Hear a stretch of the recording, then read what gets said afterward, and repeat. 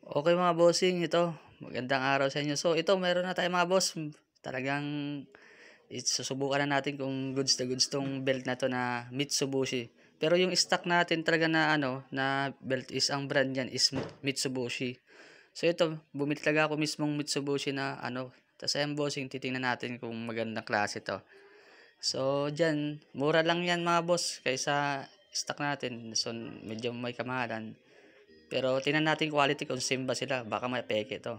So pagtanggal ko diyan, pagbukas ko mga boss sa galing sa box. So okay naman, pero iba yung serial number niya mga boss, hindi yung same serial dun sa sa stock.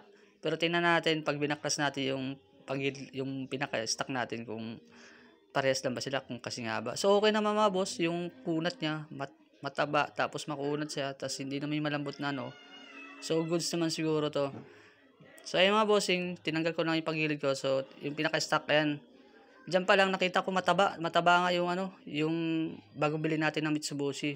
Pero yung haba, kasing haba lang talaga sila, para sa pares yung haba. Ang pinagkaiba lang nila is makapal yung isa. So, ewan ko lang, baka lumiit na rin kasi yung stock natin sa katagalan na ginagamit. Siguro makataba-taba rin yan. Pero yan, subukan natin ikabit ko yung mga boss.